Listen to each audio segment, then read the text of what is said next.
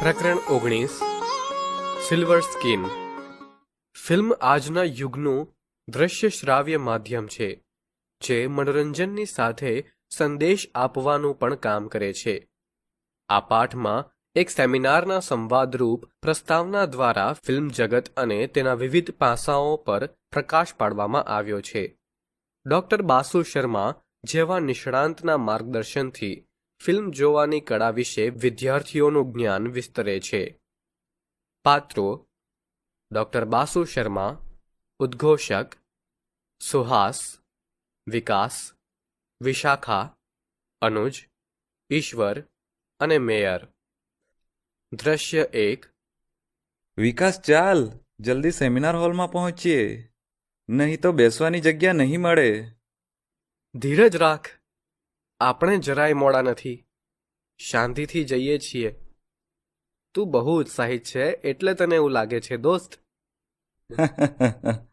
તું ડોક્ટર બાસુ વિશે જાણતો હોત તો તું પણ મારા જેટલો જ ઉત્સાહિત હોત મિત્ર. હા, પણ સાચું કહું, મને ફિલ્મમાં વધુ રસ નથી. ઠીક છે, ક્યારેક જોઈ લઉં જોવા ખાતર. આ તો તેં બહુ આગ્રહ કર્યો એટલે તારી સાથે આવું છું, તારા આ ડોક્ટર બાસુને સાંભળવા. સમજ્યો? સારું સારું, ચાલ હવે જલ્દી. અરે ઈશ્વર, તું પણ આવે છે ને?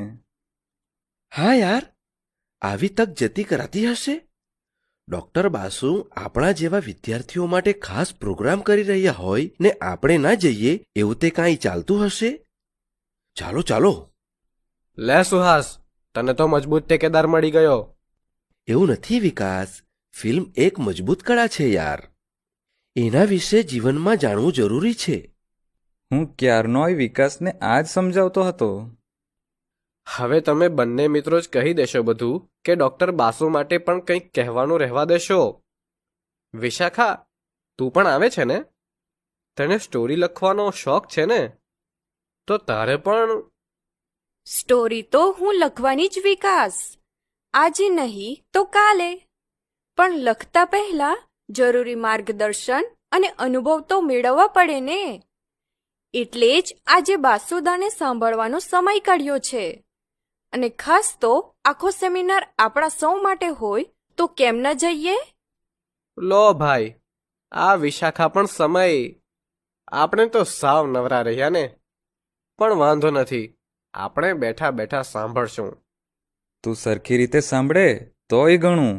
ચાલો જલ્દી. દ્રશ્ય 2. સ્થળ: શહેરનું ઓડિટોરિયમ. બધા ઓડિટોરિયમમાં બેઠા છે. ઉદ્ઘોષક: સૌને નમસ્કાર. આજના આ વિશિષ્ટ સેમિનારમાં ઉપસ્થિત વિખ્યાત ફિલ્મકાર ડોક્ટર બાસુ શર્માજી, શહેરના મેયર સાહેબ અને આપ સૌનું ઉષ્માપૂર્ણ સ્વાગત છે. હું આપણા શહેરના મેયર શ્રીને વિનંતી કરું છું કે તેઓ આપણા અતિથિ ડોક્ટર શર્માજીને સ્વામી દયાનંદ સરસ્વતીજી લિખિત સત્યાર્થ પ્રકાશ પુસ્તક આપીને સ્વાગત કરે. ખૂબ ખૂબ આભાર. હવે હું માનનીય મેયર શ્રીને વિનંતી કરું કે તેઓ પ્રાસંગિક વાત કરે. આજે તારીખ 27 માર્ચ વિશ્વ રંગભૂમિ દિવસ નિમિત્તે યોજાયેલ ફિલ્મ સેમિનારમાં છેક મુંબઈથી આપણે આંગણે પધારેલા ડોક્ટર બાસુ શર્માજી અને આપ સૌ શ્રોતાઓ મિત્રો, આપ સૌ જાણો છો એમ ફિલ્મ પણ સાહિત્ય, સંગીત અને ચિત્રકલા જેવું જ સશક્ત કલા માધ્યમ છે. એની દ્રશ્ય શ્રાવ્યતાને કારણે એ પ્રેક્ષકો ઉપર વધારે પ્રભાવ પાડે છે. ફિલ્મ દ્વારા મનોરંજનની સાથે મનોમંથન કરવાની તક પણ મળે છે. આપણા દેશમાં ફિલ્મનો ઉદ્યોગ ખૂબ જ મોટા પ્રમાણમાં વિકસિત થયેલો છે, ખાસ કરીને મુંબઈ અને દક્ષિણ ભારતમાં. હિન્દી ઉપરાંત દેશની અનેક પ્રાદેશિક ભાષાઓમાં ફિલ્મો બને છે. આજે આપણે ત્યાં ડોક્ટર બાસુ શર્માજી પધાર્યા છે, જે આ ક્ષેત્રના નિષ્ણાંત છે. તેઓ સુપ્રસિદ્ધ ફિલ્મકાર, દિગ્દર્શક અને ફિલ્મ વિવેચક પણ છે. બાસુ સરને ફિલ્મ વિશે બોલતા સાંભળવા એ એક લહાવો છે. તમે સૌ નિરાંતે આ ક્ષણોને માણો એવી શુભકામનાઓ. આભાર મેયર સરનો. હવે આપણે સૌ જેમને સાંભળવા ઉત્સુક છીએ એ માનનીય ડોક્ટર બાસુ શર્માજીને વિનંતી કે તેઓ ફિલ્મ કળા વિશે આપણી સાથે સંવાદ કરે. નમસ્કાર. આજે વિશ્વ રંગભૂમિ દિવસે આવા નાના શહેરમાં ફિલ્મ વિશેનો સેમિનાર યોજાય તે ખૂબ ગૌરવની ઘટના છે. ફિલ્મ ભલે સીધી રીતે રંગભૂમિની કળા નથી, છતાંય એમાં રંગભૂમિ આવી જાય છે. ફિલ્મ એટલે જીવનના વિવિધ રંગોની ભૂમિ, એક રંગમંચ છે. મારો પ્રાથમિક પરિચય આપું તો એક જમાનામાં હું અધ્યાપક હતો. મેં સાહિત્ય અને ફિલ્મ કલા વિષય પર પીએચડી કર્યું છે. એ પછી હું ફિલ્મ નિર્માણમાં વ્યસ્ત થયો. મેં અત્યાર સુધીમાં 7 ફિલ્મોનું નિર્માણ કર્યું છે. હાલ મારી 8મી ફિલ્મ જનનાયક બિરસા મુંડાના નિર્માણમાં હું વ્યક્ત છું. ફિલ્મ વિશે હું માત્ર ભાષણ કરું એના કરતાં તમે મને સવાલ પૂછો અને હું તેના ઉત્તર આપું તો એમાંથી તમને સૌને વિશેષ અને વાસ્તવિક જ્ઞાન મળશે. નમસ્તે સર, હું સુહાસ. આપે હમણાં કહ્યું કે આપ અધ્યાપક હતા, તો પછી અધ્યાપન છોડીને આપ ફિલ્મના ક્ષેત્રમાં શા માટે આવ્યા? શિક્ષણ આપવું એ કોઈ પણ શિક્ષક માટે ગૌરવનું કાર્ય છે. રાષ્ટ્ર સેવાનું કામ છે. પરંતુ મને બાળપણથી ફિલ્મો જોવાનો શોખ હતો. શાળા અને કોલેજના સમયમાં નાટકોમાં પણ ભાગ લેતો હતો. એક પાત્રીય અભિનય અને એકાંકીઓ લખીને ભજવતો હતો. અને એ સમયે આર્થિક તંગીને કારણે ફિલ્મ બનાવવી શક્ય નહોતી. પરંતુ જેવો અધ્યાપક બન્યો કે થોડા જ વર્ષોમાં મેં મારા સપનાને પૂર્ણ કરવા ફિલ્મ નિર્માણમાં ઝંપલાવ્યું. અને એક વાત હું એ પણ સ્પષ્ટ કરીશ કે ફિલ્મ પણ શિક્ષણનું જ માધ્યમ છે. શાળા કોલેજમાં એક ક્લાસરૂમમાં વ્યાખ્યાનો દ્વારા શિક્ષણ અપાય છે, જ્યારે ફિલ્મ દ્વારા આખા સમાજને, રાષ્ટ્રને શિક્ષિત કરી શકાય છે. શું ફિલ્મ ક્ષેત્રને વ્યવસાય તરીકે સ્વીકારી શકાય? એમાં કેવી ને કેટલી સંભાવનાઓ રહેલી છે? હા, બિલકુલ સ્વીકારી શકાય. એમાં અનેક સંભાવનાઓ રહેલી છે.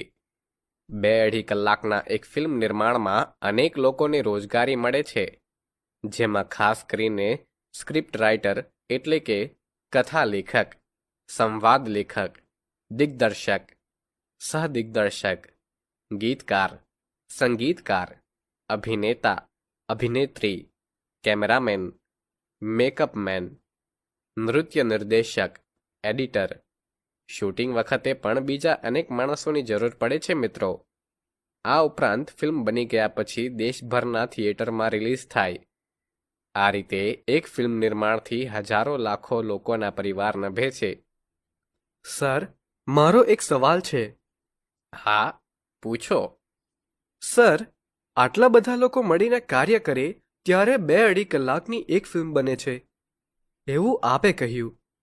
પણ સોરી સર, આમ છતાંય હું માનું છું કે ફિલ્મો અમારા જેવા યુવાનોને, સમાજને ગેરમાર્ગે દોરે છે એવું મારું માનવું છે. આપ શું કહેશો? તમે ખૂબ સારો સવાલ પૂછ્યો છે. તારા જેવું વિચારનાર ઘણા યુવાનો હશે. તેથી સૌએ એક વાત સમજવી ખાસ જરૂરી છે કે ફિલ્મ પણ એક પ્રકારે સાહિત્ય જ છે. અને સાહિત્ય કદી કોઈને ગેરમાર્ગે ન દોરે. ફિલ્મ કલા એક જ કલા એવી છે કે એમાં બીજી કળાઓ સમાયેલી છે. નાટ્ય, નૃત્ય, અભિનય, ગીત, સંગીત, આ બધું એમાં છે. હા, એટલું ચોક્કસ ધ્યાન રાખવું જોઈએ કે ફિલ્મમાંથી આપણે શું ગ્રહણ કરીએ છીએ. અંધકાર અને પ્રકાશની જેમ દરેક ક્ષેત્રના 2 પાસાઓ હોય છે. તમે કયા દૃષ્ટિકોણથી ફિલ્મ જુઓ છો એના ઉપર આધાર છે. પાણીથી ભરેલો અડધો ગ્લાસ ખાલી જોવો છે કે અડધો ભરેલો, એ તમારે જ નક્કી કરવાનું છે. એક્સક્યુઝ મી સર, તો શું ફિલ્મ જોવાની પણ કોઈ ખાસ સ્કિલ હોવી જરૂરી છે? હા, બિલકુલ. ફિલ્મ જોવાની પણ સ્કિલ હોવી જોઈએ. જેમ આપણે પુસ્તક વાંચીએ તો એમાં પણ કૌશલ્ય છે.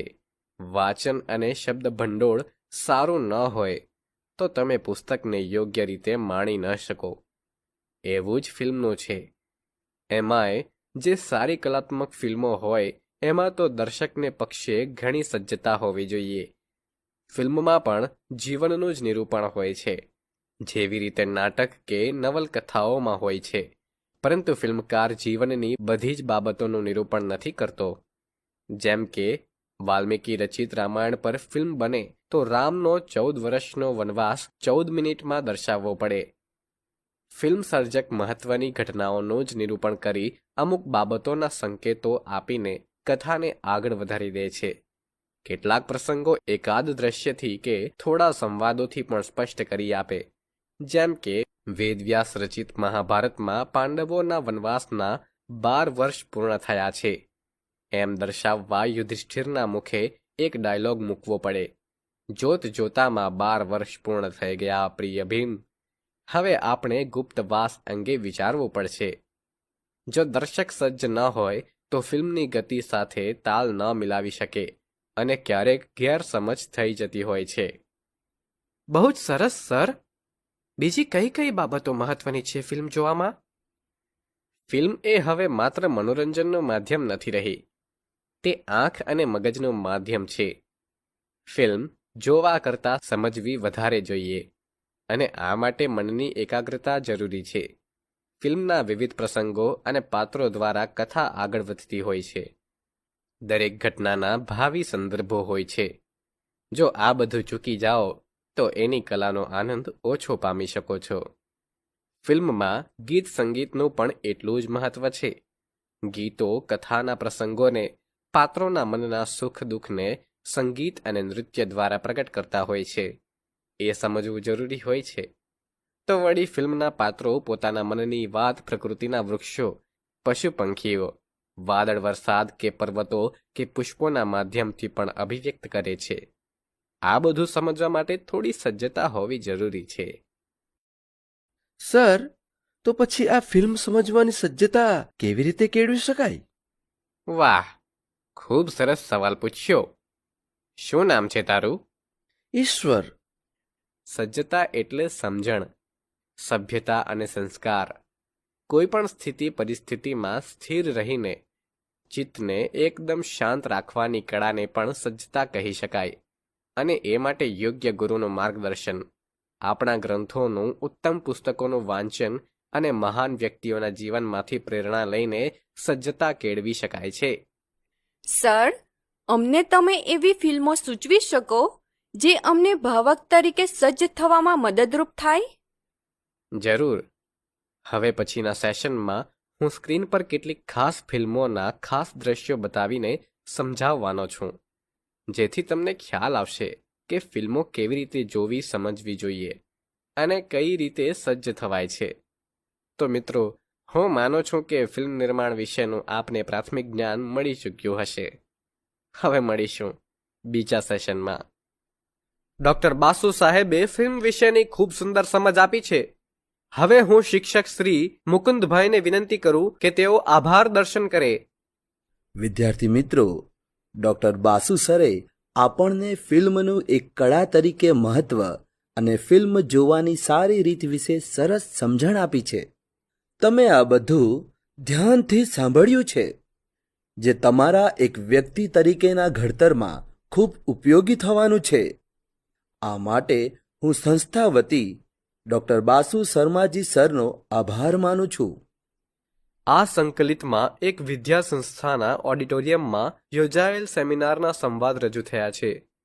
સુહાસ, વિકાસ, ઈશ્વર, વિશાખા અને અન્ય મિત્રો ફિલ્મ વિશે વધુ જાણવા ઉત્સુક છે. પ્રખ્યાત ફિલ્મકાર ડોક્ટર બાસુ શર્મા વિદ્યાર્થીઓના પ્રશ્નોના ઊંડાણપૂર્વક જવાબ આપે છે. તેઓ ફિલ્મની કલાત્મકતા, ફિલ્મ જોવાની કળા અને ફિલ્મના અસરકારક તત્વો વિશે સમજ આપે છે.